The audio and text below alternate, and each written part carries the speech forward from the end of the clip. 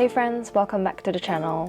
I don't know about you, but if you're feeling kind of overwhelmed, stressed, anxious, turning 30 this year, I know, quite niche. Hopefully this video will help you as I go through some takeaways and lessons that I've learned from this book while baking some Brazilian cheese bread.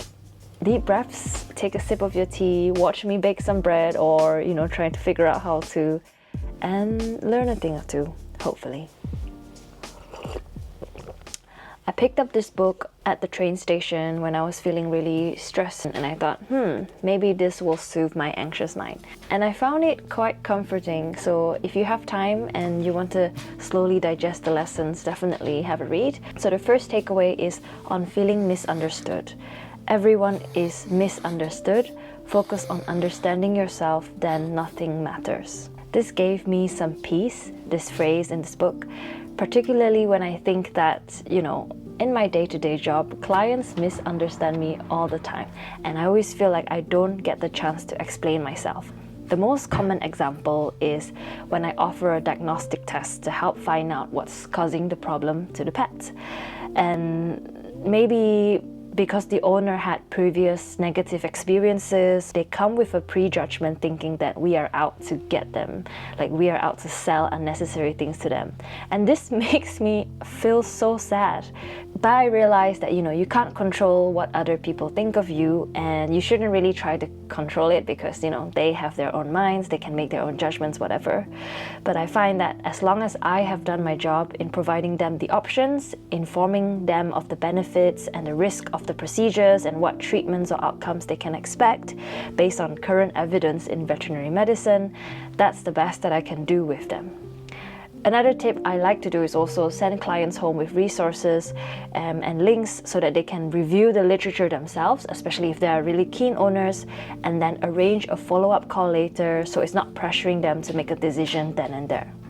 And for the clients that are outright challenging from the start, I try to remind myself that it's nothing personal, it really isn't, and just let it go. It's so hard not to take it to heart, especially when you first start out, because you're like, oh, this is what people have been warning me about, this is what happens. It kept bothering me when I went home, keep playing in my mind the interaction again and again with the client of like, what could I have said? Did I say something wrong? Did I say something weirdly, or the phrasing, is it a me problem? These kind of things you do get better with experience of knowing what to say, when to say, and getting input from like your senior vets and things like that. But at the start, it was really, really hard. I couldn't understand why I was being so bummed with this. And then until my friend pointed it out, it was because my ego was very hurt by them not trusting me and misunderstanding my intentions. And I suppose with the more challenging clients, it's like, doing cold showers. Not that I do cold showers, but I heard that the more you do them, the easier it gets. So these days, I feel like I've built a better tolerance to these kind of clients. There are lots of wonderful, wonderful clients. I say 90% of the time. Okay, 95% of the time. Maybe 5% is not that great. So these days, I find like work just passes by so quickly. I see, maybe 25, 28 people every day. Sometimes I don't even really remember any of my confrontational clients anymore until someone brings it up. I don't know if it's a good thing. Maybe I'm too busy. I just keep focusing on getting the job done, making sure the pet is fine, that's it. Or perhaps my confrontational threshold has increased, which is also great. So it will get better with practice. Don't let the clients get to you in a negative way. The next phrase that I love from this book is, you were everything from the day you were born. No one looks at a newborn and think, look at all the absence of that stuff. They look at a baby and think they are looking at perfection. This shifted my perspective on always wanting to achieve more or be seen to achieve more due to the inner, deeper sense of lack of insecurity. It's not a healthy place to be, as no matter how many qualifications you acquire or how hard you work to climb the ladder, if it's a corporate job, you still feel unsatisfied with yourself. It's definitely still a work in progress for me because having grown up in a very academic-focused environment where comparison is built into your family, your friends, your peers, it's so hard for me not to tie my value to my achievements. And I feel like a lot of people can relate to this too. And it's so hard after 29 years of this, trying to just switch off that comparison brain. And of course, social media makes it worse because it's so easy to compare yourself with other people's highlight reels when you're not feeling so great yourself. And also capitalism ties into it because you always want new, better things, more is always more. One method for me, and I'm trying to remember, is that you are enough.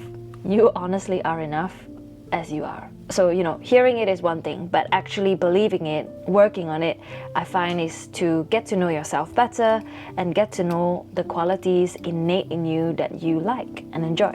And how you can do this as well is to spend time outside of work discovering who you are. So not what you think you should be doing at this age, or what society thinks you should enjoy, or what your friends enjoy. No, you have to tune into yourself and what you're actually interested in. A good action point to start is to do some journaling and with prompts that help you discover yourself better, or asking your loved ones about the non-tangible qualities in you is a good start.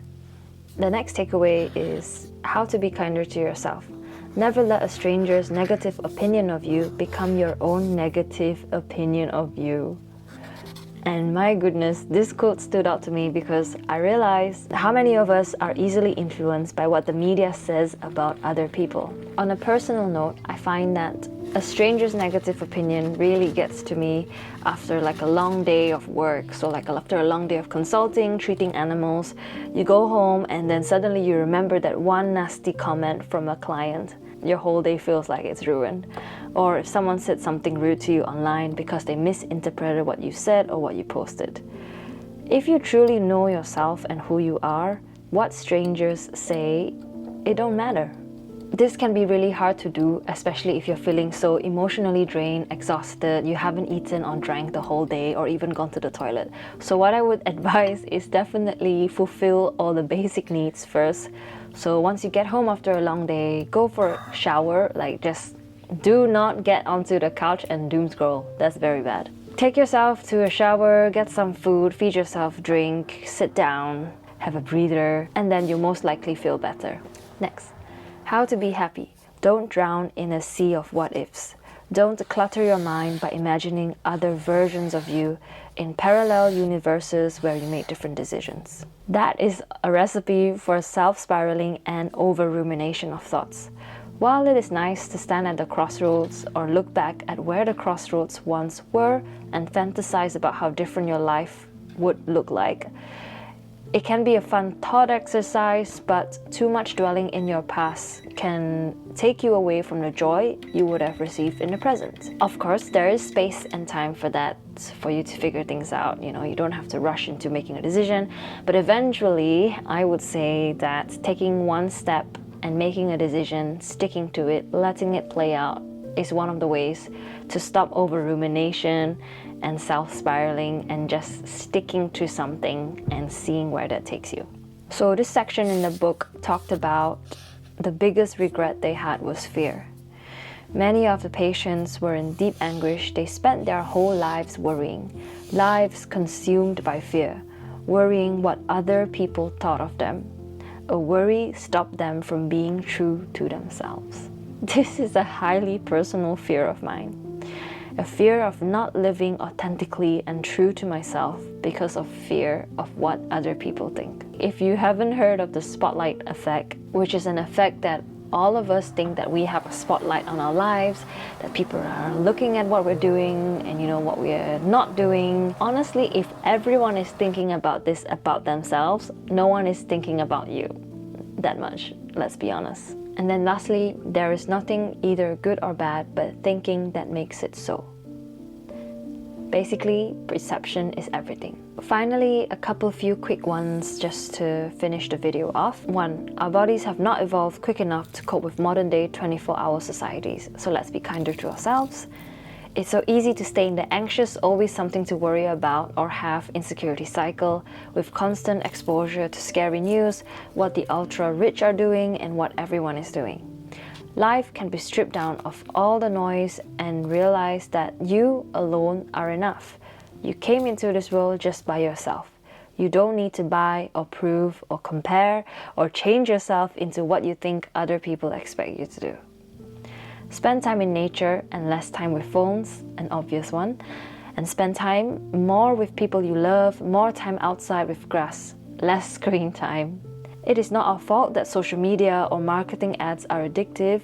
The companies have made it very easy to become so. They literally spend lots of money on teams of people to make it that way. We have to put in effort to claim back our time and attention spans for the sake of our own sanity. The next time you feel like you need to buy something, pause and check. What void am I trying to fill up? Who am I trying to emulate? What are my true motivations? To please someone else? To prove something to someone else? Do I really need it? Don't I have enough? Lastly, when feeling overwhelmed or overloaded or nervous, practical action steps. Deep breaths. In for 6, hold for 4, and out for 6. Using a meditation app like Headspace or Calm. Check in with yourself. Have I slept well? Have I eaten? Exercised? Am I dehydrated? When was the last time I spoke to a friend? And then ask yourself, what is one task I can get done to reduce this feeling of overwhelmed? These are all actionable tips that I'll definitely incorporate into my day-to-day life. One more quick one that I've tried to do is to take 1 minute just to focus on my breath in between my consults. Because we're always doing 15-minute consultations back to back the whole day. And I find it that if you just pause and wait a few seconds by the door before you open the door and say, can I have Fluffy come in please? You have that time. Nothing is gonna happen in that 10-20 seconds of you pausing, taking a deep breath, and then getting the next client in. So I hope you found this helpful. I certainly did have fun making this video, making the bread and talking about my reflections. I hope you take the time today or this evening just to really unwind and relax, and being kind to yourself, being kind to your mind, and yeah, I'll see you in the next video. Take care now.